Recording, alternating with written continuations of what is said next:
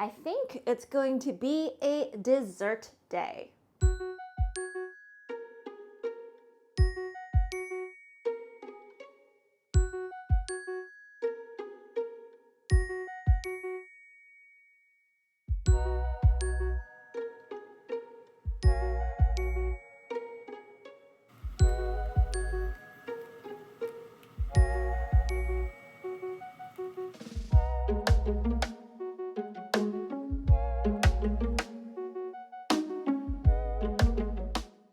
Hi everyone, welcome back to your semi-weekly vegan dim sum from the new Vegan Dim Sum Cookbook.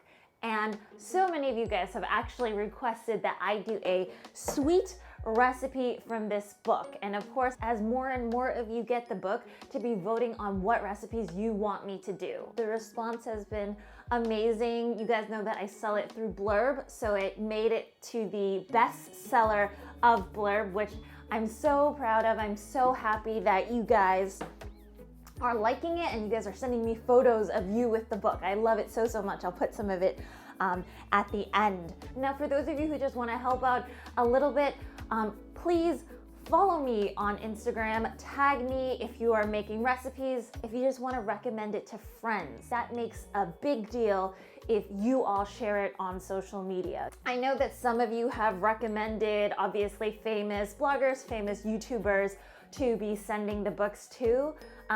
I personally get those requests sometimes, and I don't know, I don't feel like it comes off really genuine if I do it. But now, if you guys have the book, or you guys have seen some of the recipes before and you guys would like to recommend it to some of these other people, I would really love for that to happen as well, because obviously it means more coming from you.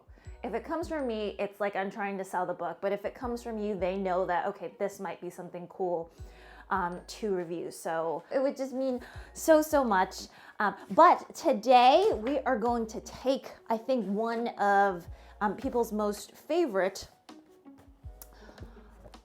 desserts from dim sum, and these guys are the fried sesame balls filled with red bean paste, and they're called jin doi in Cantonese. Now, these guys are amazing when they come out of the fryer, because what happens is when they are fresh, the outside coating, not only is it crunchy, but it's also still really chewy.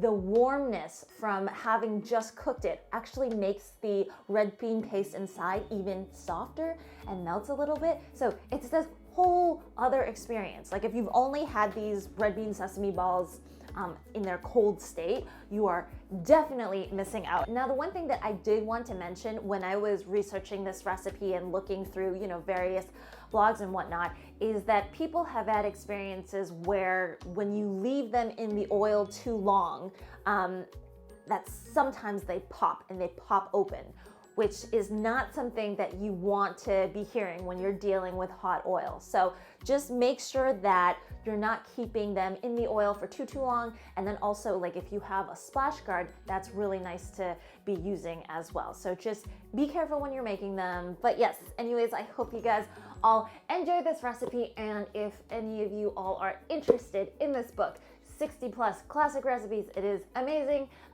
I'm going to put the links down below as to where you can find it. So I hope you all enjoy.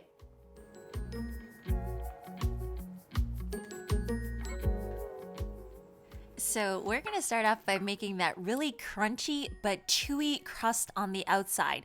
And it's gluten-free, it's actually super easy. So I have a cup, maybe like a little bit more, of glutinous rice flour, along with some baking powder, some baking soda, and a pinch of salt. Recipe is going to be down below. And now some people will do it like this, where they'll take their sugar, a little bit more of the rice flour, and they'll melt that mixture together first before putting it into the batter. I didn't find that it made too much of a difference. So in the book, I just said mix all of your dry ingredients together and then pour in your boiling water a little bit at a time. Now, you do have to use a fork first because this is a very hot mixture. So mix all of it together until it cools a bit, and then go in and knead it with your hands until a smooth ball of dough forms. Now, the thing with not using metrics and weighted measurements is, depending on your environment, you could find that you need, a little bit less water. Maybe you need a little bit more of that glutinous rice flour. So definitely have a little bit left over so that you can dust it and adjust.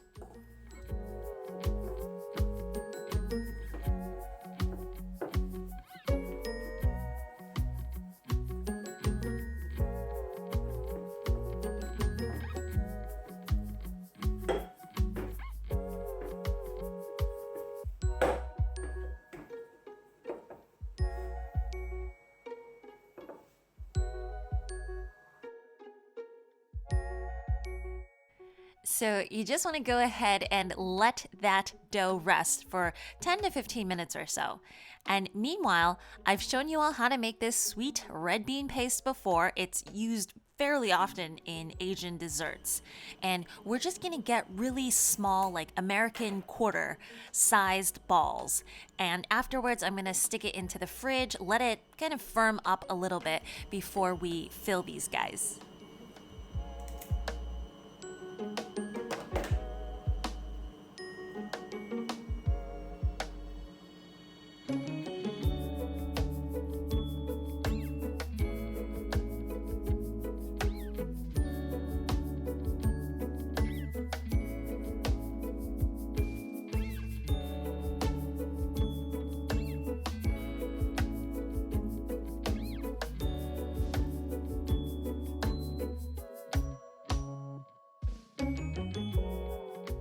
So now you want to go ahead and divide the dough.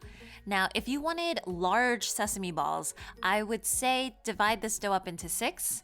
We are going to make some smaller, mid-sized ones. So I'm going to divide it up into 8.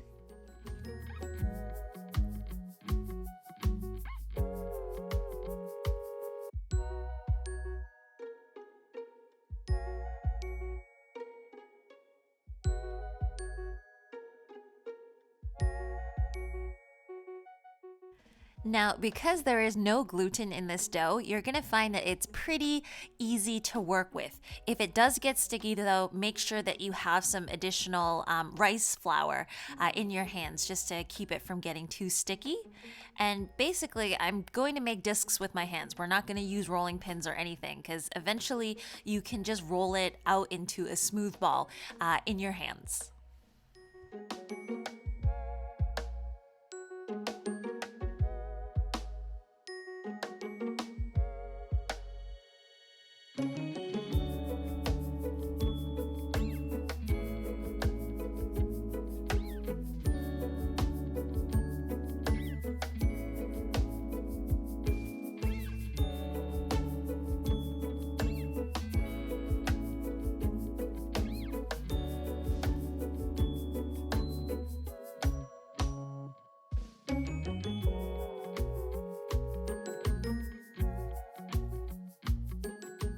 So now I'm rolling the balls in about a 1/4 cup of sesame seeds, and I'm really trying to press it in there because the sesame has a tendency to want to fall off. I also find that sometimes if it's not sticking, spritz the outside of the dough with just a little bit of water and then press it in, and it should stick a little easier.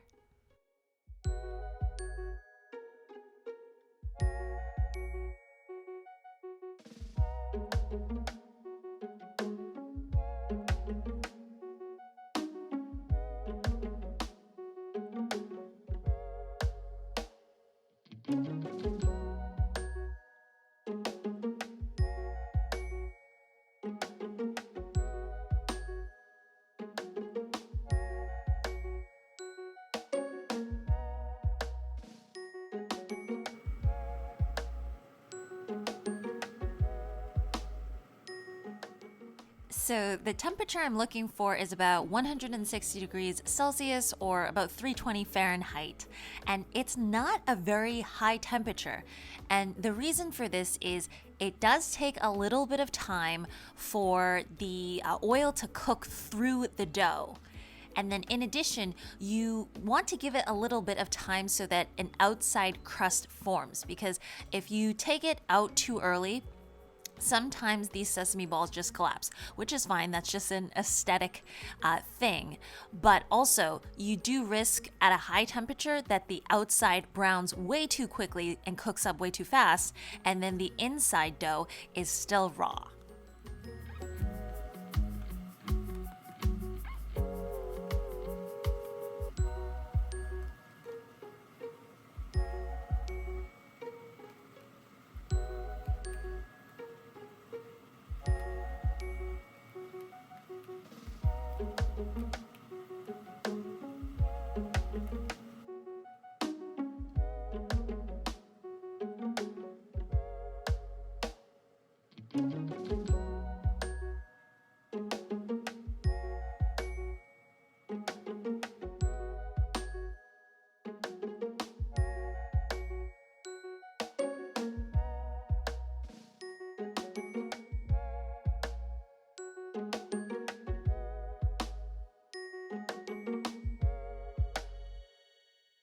So you guys can see that this is a really nice shape. They are not deflated, crunchy on the outside, but you can still feel the warmness on the inside. And for sure, that inside red bean paste is still nice and soft from just having been in the heat.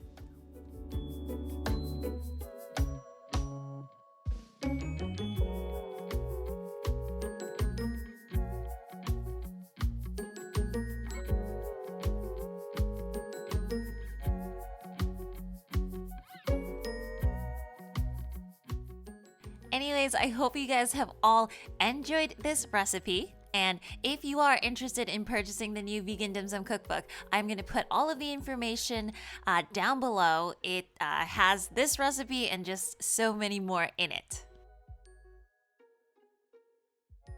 As usual, if you want to see more recipes like this, remember to hit that like and subscribe button, and I will see you guys all again next time. Bye!